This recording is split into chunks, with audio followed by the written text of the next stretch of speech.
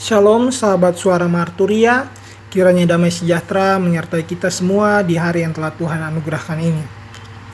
Pada hari ini kita bersama-sama akan merenungkan firman Tuhan yang terambil dari kitab Ibrani pasal 9 ayat 27 hingga 28. Hari ini kita akan merenungkan sebuah kebenaran tentang kehidupan, kematian, dan pengharapan yang kekal. Namun sebelum itu, mari kita berdoa. Tuhan Allah yang hidup, kami bersyukur untuk hari yang baru ini. Terima kasih karena kasih setiamu tidak pernah berkesudahan dalam kehidupan kami. Saat ini kami rindu mendengarkan suaramu. Bukalah hati dan pikiran kami, supaya kami bukan hanya mengerti firman-Mu, tetapi juga mengalami kuasanya dalam hidup kami. Bicaralah ya Tuhan, sebab kami siap untuk mendengar. Dalam nama Tuhan Yesus kami berdoa. Amin. Kita akan membaca Alkitab dari surat Rasul Paulus kepada jemaat di Ibrani pasal 9 ayat 27 hingga 28. Dan sama seperti manusia ditetapkan untuk mati hanya satu kali saja dan sesudah itu dihakimi, demikianlah pula Kristus hanya satu kali saja mengorbankan dirinya untuk menanggung dosa banyak orang.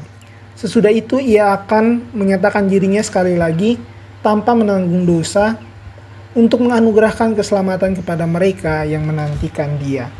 Demikianlah firman Tuhan. Berbahagialah kita yang tidak hanya mau mendengar, tetapi mau melaksanakannya dalam kehidupan hari lepas hari. Sahabat pendengar, kalimat dalam ayat ini sering membuat kita berhenti sejenak, bahwa manusia ditetapkan untuk mati hanya satu kali saja. Ini mengingatkan kita bahwa hidup terbatas. Tidak ada yang bisa menghindari kenyataan itu.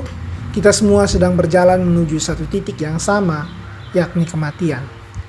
Tetapi Paulus atau penulis surat Ibrani tidak berhenti sampai di situ. Dia tidak sedang menakut-nakuti, tetapi membuka kontras yang menarik. Di ayat 27 dikatakan bahwa realitas manusia sekali mati lalu dihakimi. Jadi kematian bukanlah sebuah akhir, tetapi ia memiliki kelanjutan, yakni penghakiman. Ini bicara soal pertanggungjawaban kita akan pengalaman semasa hidup. Kehidupan bukanlah sebuah kebetulan, bukan tanpa arah. Setiap pilihan yang kita buat, setiap sikap hati, semuanya bermakna di hadapan Tuhan. Tetapi justru di titik ini muncul pertanyaan besar. Siapa yang sanggup berdiri dalam penghakiman itu? Ayat yang ke-28 adalah jawaban dari Allah bahwa Kristus sudah satu kali berkorban. Penulis langsung membawa kita kepada Kristus. Jadi manusia mati satu kali dan Kristus berkorban satu kali.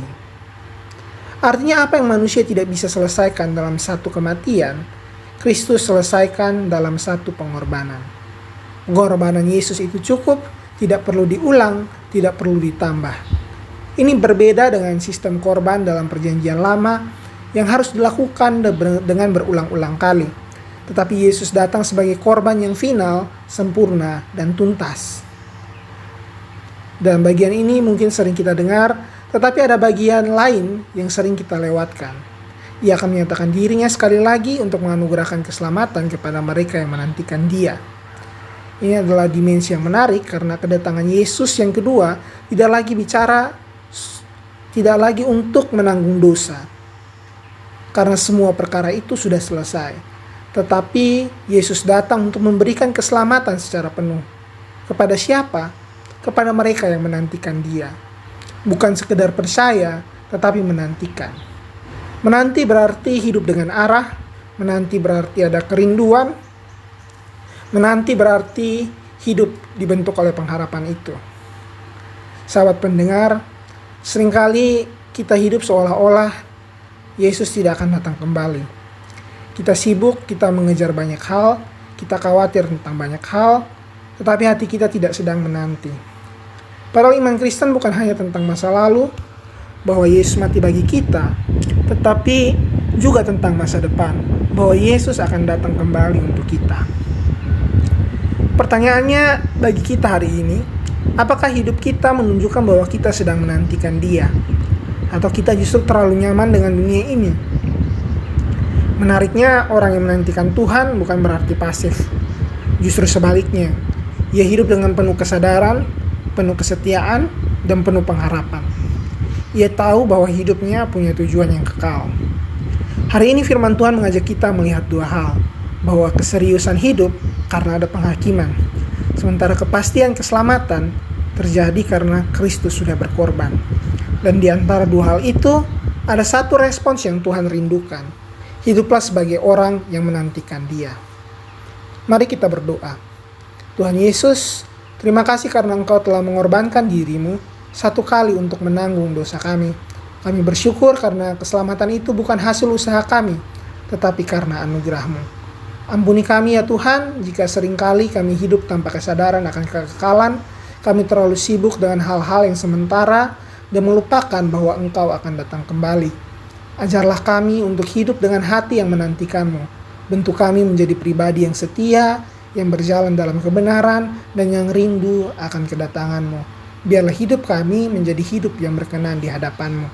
Dalam nama Tuhan Yesus kami berdoa. Amin.